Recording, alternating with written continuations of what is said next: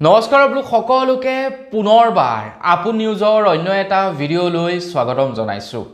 আপোনালোক সকলোৰে কাৰণে অসম চৰকাৰ ফালৰ পৰা প্ৰায় 5টাকৈ ভাল খবৰ ঘোষণা কৰিছে।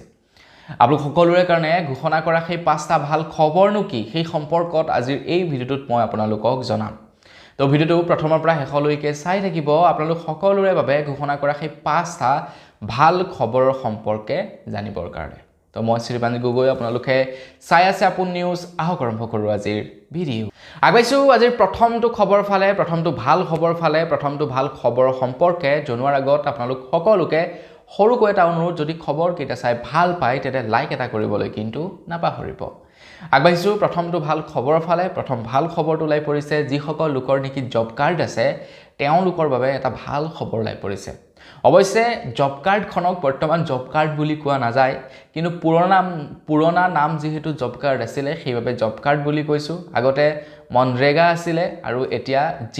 জি ৰামজি হ'ল, গতিকে নামবিলাক চেঞ্জ কৰা হৈছে, কিন্তু পূৰ্বৰ নাম যিহেতু জব কাৰ্ড, সকলোৱে মনৰেগা বা জব কাৰ্ড নামেৰে জানে, তো সেইকাৰণে মনৰেগা বা জব কাৰ্ড বুলিয়ে কৈছোঁ। তো জব কাৰ্ড যিসকলৰ আছে তেওঁলোকৰ কাৰণে এটা ভাল খবৰ ওলাই পৰিছে। এতিয়া মনৰেগাৰ অধীনত জব কাৰ্ডৰ অধীনত বহুখিনি কাম কাজ কৰিব এটা পঞ্চায়তৰ আণ্ডাৰত। এটা পঞ্চায়তৰ আণ্ডাৰত এতিয়া বহুখিনি কাম কাজ কৰাৰ সুবিধা লাভ কৰিব জব কাৰ্ড থকা লোকসকলে। তো আপোনালোকৰ যদি জব কাৰ্ড আছে তেনেহ'লে এতিয়া বহুখিনি কাম কাজ কৰিব পাৰিব এটা পঞ্চায়তৰ আণ্ডাৰত, বা চৰকাৰৰ অধীনত আপোনালোকে বহুখিনি কাম কাজ কৰিব পাৰিব বুলি অসম কেবিনেটে সিদ্ধান্ত লৈছে। যেনে আপোনালোকে এতিয়াৰে পৰা ইণ্টাৰলকিং পেভাৰ ব্লক পথ নিৰ্মাণ কাম কাজ কৰিব পাৰিব। মহিলাৰ নেতৃত্বত গ্ৰাম্য হাটৰ কাম কাজ আপোনালোকে কৰিব পাৰিব। বিদ্যালয়ৰ চৌহদৰ বেৰ নিৰ্মাণ কাৰ্যত আপোনালোকে কাম কাজ কৰিব পাৰিব। শ্মশান আৰু জিৰণি গৃহ নিৰ্মাণৰ ক্ষেত্ৰত আপোনালোকে কাম কৰিব পাৰিব। সামূহিক ভৱনৰ কাম কাজ আপোনালোকে কৰিব পাৰিব, যেনে স্বাস্থ্য হৈ গ'ল বা অন্যান্য যিবিলাক ভৱন থাকে সেইবিলাকৰ কাম কাজ কৰিব পাৰিব। লগতে ব্যক্তিগত হিতাধিকাৰী আঁচনিৰ ক্ষেত্ৰতো আপোনালোকে কাম কাজ কৰিব পাৰিব বুলি জনাইছে। ব্যক্তিগত হিতাধিকাৰী আঁচনি বুলি ক'লে যেনে ধৰি লওক সেয়া চৰকাৰী ঘৰ হৈ গ'ল বা অন্যান্য চৰকাৰৰ ফালৰ পৰা যিবিলাক আৰু আঁচনিৰ জৰিয়তে কোনো ব্যক্তিক সুবিধা প্ৰদান কৰা হয়, সেই আঁচনিবিলাকৰ কাম কাজো আপোনালোকে এতিয়াৰে পৰা কৰিব পাৰিব। মুঠৰ ওপৰত আপোনালোকৰ যদি জব কাৰ্ড আছে তেন্তে বহুখিনি কাম কাজ এতিয়া কৰিব পাৰিব, বা বহুখিনি মনৰেগাৰ অধীনত কাম কাজ আহিব। বহুতো কাম এতিয়া চৰকাৰে মনৰেগাৰ অধীনত কৰিব, আৰু মনৰেগাৰ অধীনত যেতিয়া কোনো এটা কাম আহিব তেতিয়া কামখিনি কৰিবলৈ সুবিধা পাব কোনে? যাৰ যাৰ জব কাৰ্ড আছে তেওঁলোকে। গতিকে আপোনাৰো যদি জব কাৰ্ড আছে এতিয়া চৰকাৰী বহুখিনি কাম কাজত আপোনালোকে নিজকে নিয়োজিত কৰিব পাৰিব। আপোনালোকৰ উপাৰ্জন বৃদ্ধি হ'ব, আপোনালোকৰ পইচা বেছিকৈ ইনকম হ'ব। গতিকে আপোনালোকৰ জব কাৰ্ড আছে নে নাই কিন্তু কমেণ্ট ছেকশ্যনত জনাবলৈ নাপাহৰিব।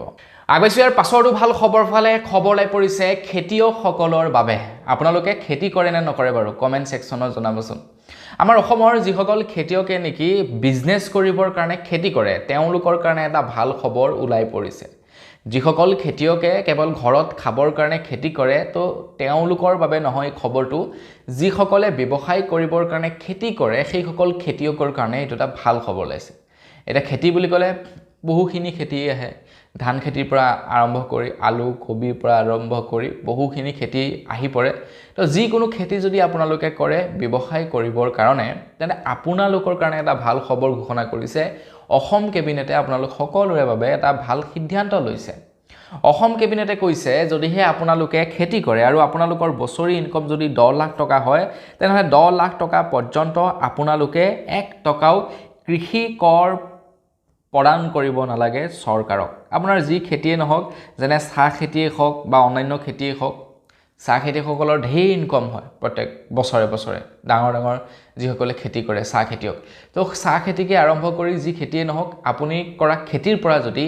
আপোনাৰ উপাৰ্জন 10 লাখ টকা হয় বছৰি, তেনে ক্ষেত্ৰত আপোনালোকে কিন্তু এতিয়াৰে পৰা চৰকাৰক কৃষি কৰ পৰিশোধ কৰিব নালাগে, ফাৰ্মাৰ টেক্স আপোনালোকে চৰকাৰক দিব নালাগে বুলি জনাইছে। আজিকালি প্ৰত্যেকটো বস্তুতে টেক্স দিব নালাগে জানো? প্ৰত্যেকটো বস্তু কিবা এটা কিনিছোঁ, ছাপ'জ মই এই বস্তুটো কিনিছোঁ, এই বস্তুটো কিনাৰ বাবতো মই 18% GST চৰকাৰক পে' কৰিছোঁ। ঠিক তেনেকৈ মই বছৰি যিমান টকা উপাৰ্জন কৰিছোঁ উপাৰ্জনৰ ওপৰতো চৰকাৰক মই ইনকম টেক্স দিছোঁ যে মোৰ বছৰি ইমান টকাৰ ইনকম হৈছে তো ইমান টকাৰ বাবে মই চৰকাৰক ইমান টকা টেক্স দিছোঁ মই যে ইনকম কৰিছোঁ প্ৰত্যেকটো বস্তুতে আমি টেক্স পৰিশোধ কৰিব লগা হয় এতিয়া খেতিয়কসকলৰ কাৰণে খবৰ ওলাইছে যে যি খেতিয়কৰ প্ৰত্যেক বছৰি 10 লাখ টকা উপাৰ্জন হয় সেই খেতিয়কে 1 টকাও টেক্স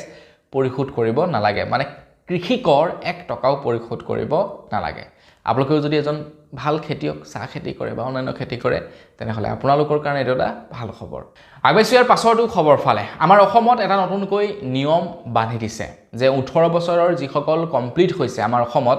তেওঁলোকে যদি আধাৰ কাৰ্ড নিৰ্মাণ কৰা নাই তেনেহলে আধাৰ কাৰ্ড নিৰ্মাণ কৰিব নোৱাৰিব আৰু আধাৰ কাৰ্ড নিৰ্মাণ কৰিবৰ কাৰণে এতিয়াৰে পৰা কিন্তু আপোনালোকে ডিসিৰ পাৰমিশন ল'ব লাগিব তেতিয়াহে আধাৰ কাৰ্ড নিৰ্মাণ কৰিব পাৰিব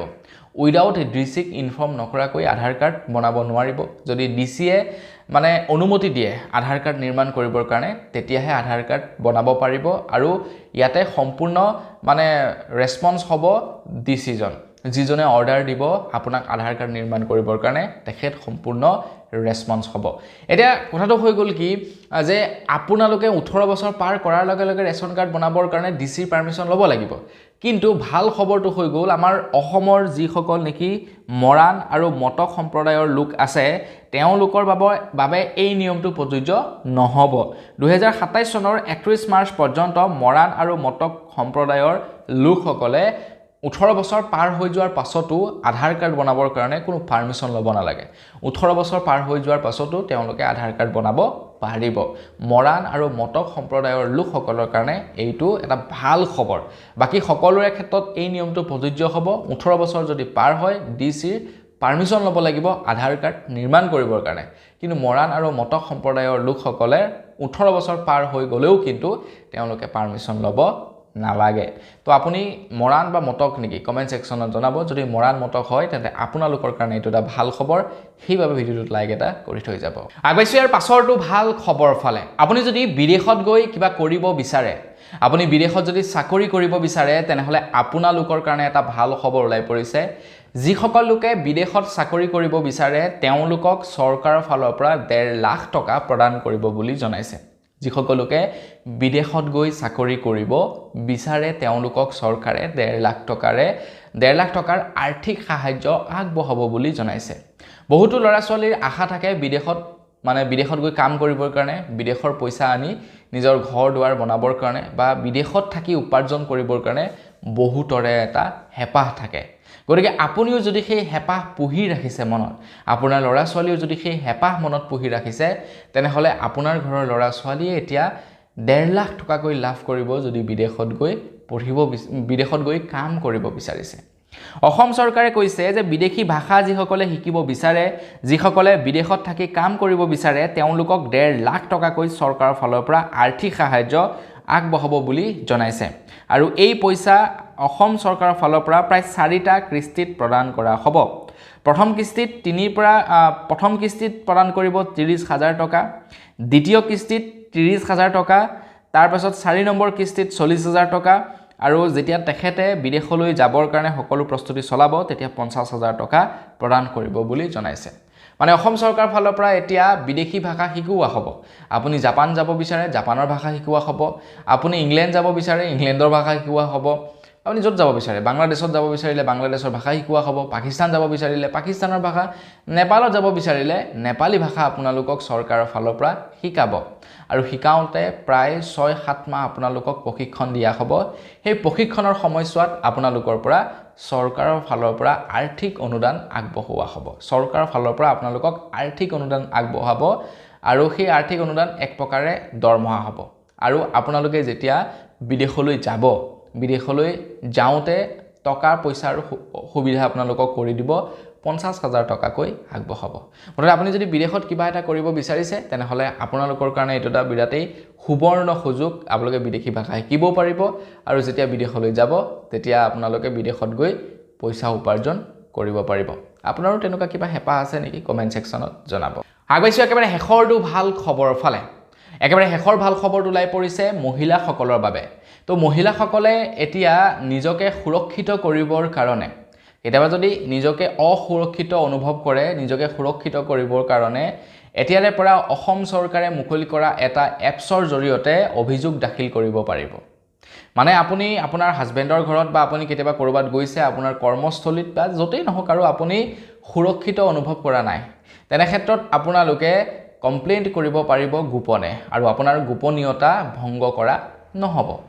খবৰ লাই পৰিছে যে অসম চৰকাৰৰ ফালৰ পৰা ASCW নামৰ এটা মোবাইল এপ্লিকেশন মুকলি কৰিছে যেটো এপ্লিকেশনত আপোনালোকে যদি নিৰ্যাতিত হয় বা কেতিয়াবা বিপদত পৰে সকলো বিলাক কথা আপোনালোকে জনাব পাৰিব আপোনালোকে কাৰ্যালয় নোযোৱাকৈ সকলো তথ্য এই মোবাইল এপ্লিকেশনৰ জৰিয়তে জনাব পাৰিব বুলি জনাইছে আৰু এই এপছটো মুকলি কৰিছে অজন্তা নিয়োগ বাই দ্য ৱে আপোনালোকে যদি এগৰাকী মহিলা তেনেহলে প্লে ষ্টৰৰ পৰা ASCW নামৰ এপছটো ডাউনলোড কৰি ৰাখিব কেতিয়াবা যদি আপোনালোকে বিপদত পৰে কেতিয়াবা আপোনালোক যদি নিৰ্যাতিত হয় কৰ্মস্থলীতে হওক বা আপোনালোকৰ ঘৰতে হওক হাজবেণ্ডৰ জৰিয়তে আপোনালোকে গোপনে সকলো বিলাক কমপ্লেইন্ট কৰিব পাৰিব আৰু আপোনাৰ গোপনীয়তা গোপনেই ৰখা হ'ব বুজি পালে নহয় গতিকে কেতিয়াবা যদি নিৰ্যাতিত হয় কেতিয়াবা যদি আপোনালোকক নিৰ্যাতন চলায় তেনেহলে কিন্তু কমপ্লেইন্ট কৰিবলৈ নাপাহৰিব মনে মনে বহি নাথাকিব কিবা এটা অপৰাধ আপুনি কৰা দেখিছে আৰু সেই অপৰাধটো কৰা দেখি আপুনি যদি মনে মনে থাকে তেনেহলে সেই অপৰাধীজনক আপুনি সহায় কৰাটো বুজায় মানে সেই অপৰাধীজনক অপৰাধ কৰিবৰ কাৰণে আপুনি উৎসাহিত কৰাটো বুজায় গতিকে সেই ভুল কেতিয়াও নকৰিব দেখিছে আপুনি কোনোবাই অপৰাধ কৰিছে সেই অপৰাধৰ বিৰুদ্ধে আপুনি মাতক নহলে আপুনিও তেখেতক সহায় কৰাটোকে বুজায় বুজি পালে নহয় তো বন্ধু বান্ধৱীসকল বস আজিৰ ভিডিও জনাবলগীয়া খবৰ ইমান কেইটা আছিল খবৰ কেইটা জানি কেনে পালে কমেন্ট সেকশনত জনাব যদি ভাল লাগিলে লাইক এটা কৰি থৈ যাব চেনেল যদি সাবস্ক্ৰাইব কৰা নাই সাবস্ক্ৰাইব তো কৰি লব পুনৰ এটা ভিডিও লগ পোৱাৰ খৰে বিদায় মাগিছো ধন্যবাদ জয় অসম